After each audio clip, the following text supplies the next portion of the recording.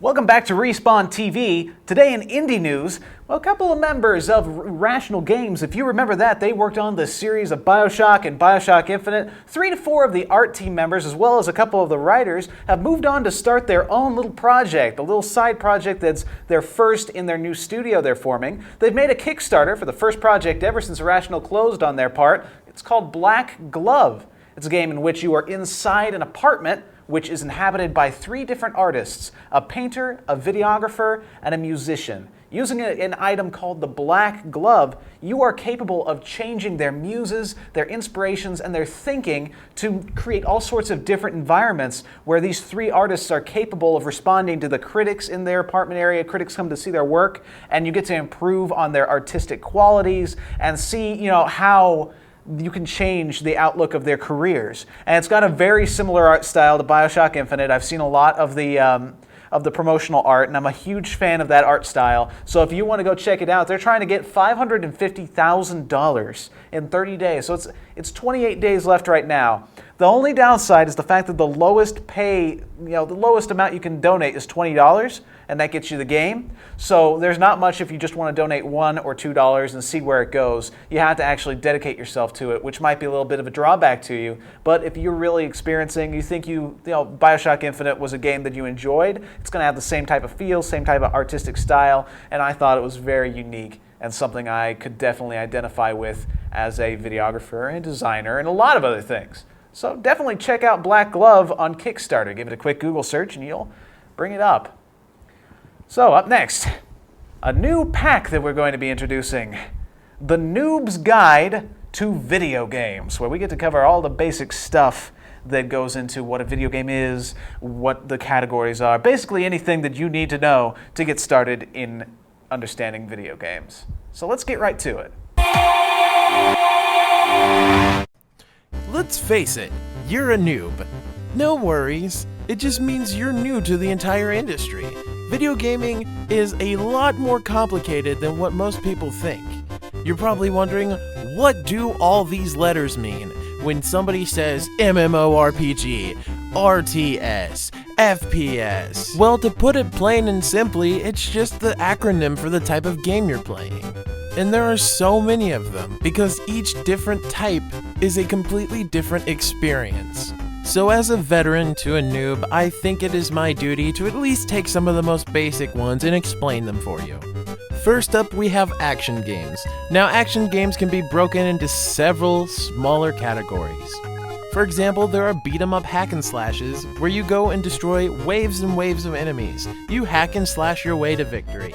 There are also traditional fighting games like Mortal Kombat, where it's just one-on-one. You duke it out with your character's set of combat skills. There's a different version of this called the mascot fighting game, which all of you may know Super Smash Bros. Is a pure example of. They are all mascots of Nintendo. Then to sum up action games, we have shooter games. FPS means first-person shooter. It is a kind of game where the gun you're holding and the point of view of which you, the player, plays the game is first person. The other category is adventure, but there is a transitioning point. The 2 genres that mainly stick out between action-adventure are stealth games such as Thief, or survival games such as Five Nights at Freddy's or Amnesia. Adventure games tend to be more real-time, which is the acronym RT, and RPGs, which stand for role-playing game. You spin the game as a character with a specific function to play the game. You spawn as the character you create. You name that character. You pick what kind of character it is, whether it's an elf or a cat person or just a normal human being. You decide what your skills are, and you go out and make the game's world your own. It's kind of a sandbox adventure.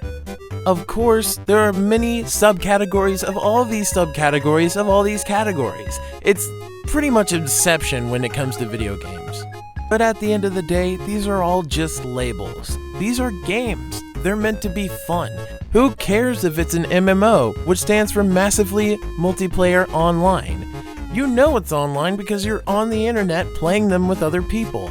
Who cares if it's a RTS, real-time strategy, because you're playing the game and the clock in the game is running the same speed as the clock in real life. I mean, a multiplayer online battle arena, or MOBA, is still just a game. Just take the time to play the games, and eventually you'll understand the difference. Thank you for tuning in, noob, and we'll see you next time.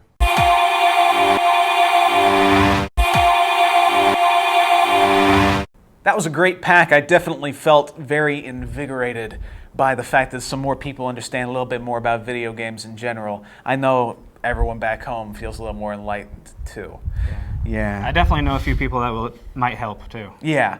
Up next on the video game news front, Assassin's Creed Unity. We've covered that a few times on the show so far. Assassin's Creed Unity is going to have similar specifications for both of the next-gen consoles, both PS4 and Xbox One. So Xbox One is a very small amount below the graphics level of the PS4, so they decided to basically balance it out and give a flat surface where both games have the same graphic quality to prevent fighting between the two consoles.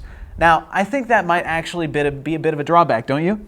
Quite possibly, yeah. Yeah, because when all the games are bottomed out like that, PS4 people are definitely going to blame the folks that play Xbox One because that ruined the fact their graphics are a little weaker. I personally can't tell the difference between the graphics on there unless I stare at them, at the same place altogether. They got to be side by side. That's the only way I'll be able to tell. I personally care about whether or not the gameplay is interesting, whether or not the story is interesting. But for people that are really into the graphics, that might be a bit of a negative for you. If it's really getting on you that much, the PC version is assumed, Ubisoft has claimed that it's going to have a higher graphic quality than the ones on console, but really we can't tell. Ever since Watch Dogs, that was a bit of a backfire. So I'm not sure what to expect of it, and you can draw up your own conclusions as you feel like. So the PC graphics are unaffected, all the rest bottomed out.